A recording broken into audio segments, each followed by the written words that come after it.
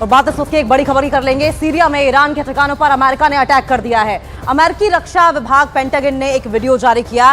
Syria की ओर से भी रॉकेट और ड्रोन से अटैक किए गए हैं। तो ये बड़ी अपडेट आपको बताएं, इस वक्त की ये बड़ी खबर, सीरिया में ईरान के ठिकानों पर अमेरिका ने अटैक किया है। और आपको बताएं, इससे पहले रविवार को भी अमेरिका की ओर से ईरान के ठिकानों पर अटैक किया गया था, क्योंकि ईरान ने सीरिया में और इराक में अमेरिका के जो हेडक्वार्टर्स हैं वहां पर अटैक किया था। और जो मिलिशिया ग्रुप है ईरान का, उस पर अटैक अमेरिका के जवानों द्वारा किया गया है। तो अमेरिका का सीरिया पर यह बड़ा अटैक, सीरिया में ईरान के ठिकानों पर अमेरिका ने हमला किया है। अमेरिकी रक्षा विभाग पेंटागन की ओर से एक वीडियो जारी किया गया, जिसमें यह बताया गया है कि सीरिया की ओर से भी रॉकेट और ड्रोन से अटैक किया गया था। तो मिलिशिया ग्रुप पर लगातार अटैक हो रहा है और 7 आतंकी जो हैं वो मारे भी गए थे रविवार को, जब अमेरिका की ओर से अटैक किया गया था। और ऐसे में सवाल ये उठने लगे थे कि क्या अमेरिका और ईरान के बीच एक नया वॉर फ्रंट खुल जाएगा। तो ये बड़ी अपडेट आपको बताएं, एक बार फिर से अमेरिका में उन ठिकानों को टारगेट की, अमेरिका के सैनिकों ने उन ठिकानों को टारगेट किया है सीरिया में ईरान के,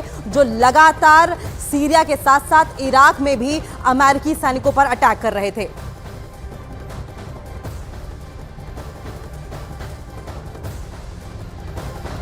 और एक और बड़ी अपडेट आपको बताएं, इजराइल ने गाजा में हमलों की रफ्तार बढ़ा दी है और हमास के खिलाफ अपनी जंग को अगले लेवल पर ले जाने की कोशिश कर रहा है। इजराइल के हमलों से गाजा में कोहराम मचा हुआ है, लेकिन इन सबके बीच इजराइल की सेना ने अल शाती कैंप पर भीषण हमले करके उस पर कब्जा कर लिया है। जंग की शुरुआत से ही अल शाती कैंप का इस्तेमाल हमास कमांडर सेंटर के तौर पर करता आया था।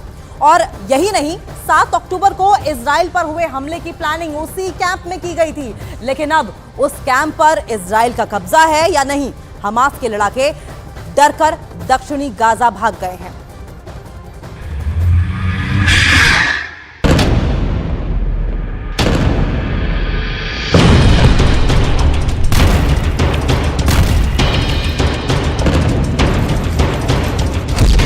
हमास के हाथ से गया गाजा।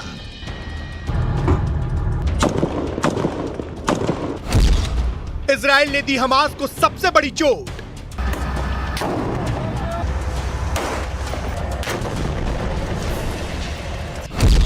हमास को जिसका डर था वो हो गया।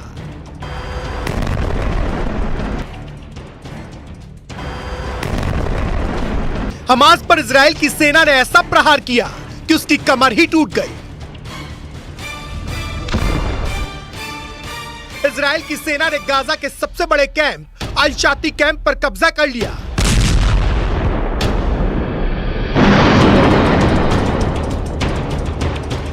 इजराइल ने हमास के अल शाती कैंप पर कब्जे का सबूत भी दिया और दावा किया कि वहां अब इजराइल का झंडा नजर आएगा। यही नहीं, हमास के लड़ाके डर कर दक्षिणी गाजा में भाग गए।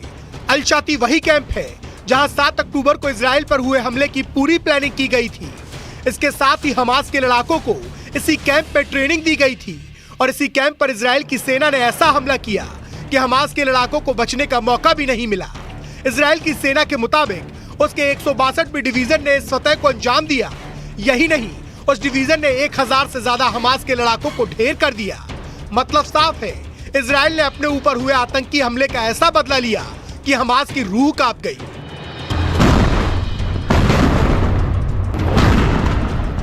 इजराइल की सेना ने अपनी इस जमीनी कार्रवाई की पूरी जानकारी दी। वो गाजा में कहां से घुसी और अल शाती कैंप तक कैसे पहुंची, उसका एक मैप भी जारी किया,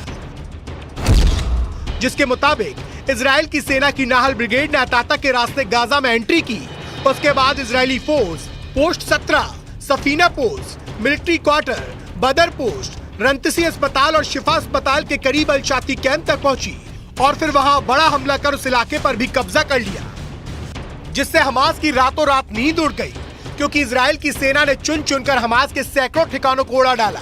जंग के 40वें दिन भी इजराइल ने हमास के ठिकानों की बर्बादी का सिलसिला जारी रखा। अस्पताल हो या स्कूल, मस्जिद हो या रिहायशी इलाका, इजराइल ने हर उस जगह पर बम बरसाए जहां उसे हमास का ठिकाना होने का शक था। इजराइल की सेना ने एक वीडियो भी जारी किया जिसमें हमास का हथियारों का अड्डा नजर आया।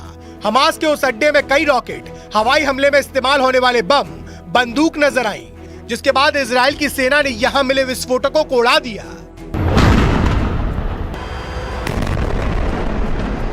इजराइल के मुताबिक उत्तरी गाजा में हमास की पकड़ कमजोर पड़ने लगी। यही नहीं, इजराइल के प्रधानमंत्री ने तो खुलकर बोल दिया कि ये जंग तब तक चलेगी जब तक हमास का अंत नहीं हो जाता।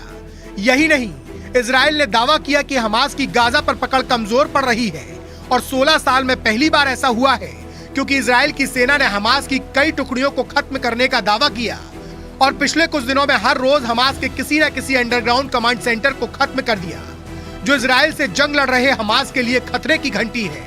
क्योंकि इजराइल ने दावा किया कि उसने उत्तरी गाजा में हमास की 24 बटालियन में 10 की ताकत खत्म कर दी। इजराइल की सेना के मुताबिक जंग की शुरुआत में हमास ने अपने 30,000 लड़ाकों के साथ युद्ध शुरू किया था और हमास के लड़ाकों को 24 बटालियन में बांटा गया था, जिसमें 10 को इजराइल की सेना ने कमजोर करने का दावा किया। यानी कि इजराइल ने डंके की चोट पर संकेत देने शुरू कर दिए कि वो उत्तरी गाजा में जीत के करीब पहुंच चुका है, या यूं कहें कि इजराइल का गाजा को 2 टुकड़ों में बांटने का प्लान सफल हो गया है। क्योंकि इजराइल के रक्षा मंत्री ने दावा किया कि हमास के लड़ाके उत्तरी गाजा से दक्षिणी गाजा की ओर भाग रहे हैं, जबकि इसके पहले इजराइल ने गाजा में आम लोगों को उत्तरी गाजा छोड़कर दक्षिणी गाजा में जाने की सलाह दी थी, जिसके लिए इजराइल ने ह्यूमन कॉरिडोर तक बनाया था, जिनसे होकर गाजा के आम लोग उत्तर से दक्षिण की ओर निकले थे। लेकिन इजराइल ने दावा किया कि अब हमास के लड़ाके भी दक्षिण की ओर भाग रहे हैं। यानी गाजा को 2 टुकड़ों में बांटकर जंग लड़ने का प्लान कामयाब होता दिखाई दे रहा है, क्योंकि इजराइल जंग के पहले दिन से कह रहा है कि गाजा के आम लोग उत्तर से दक्षिण की ओर चले जाएं।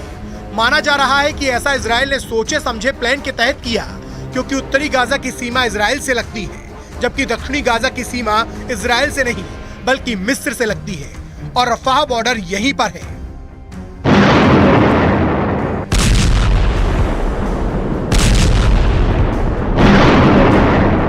जहां से गाजा के आम लोगों तक राहत का सामान पहुंचाया जा रहा है और इजराइल ने बार बार ये जताया कि उसका दक्षिणी गाजा में बमबारी करने का कोई इरादा नहीं है।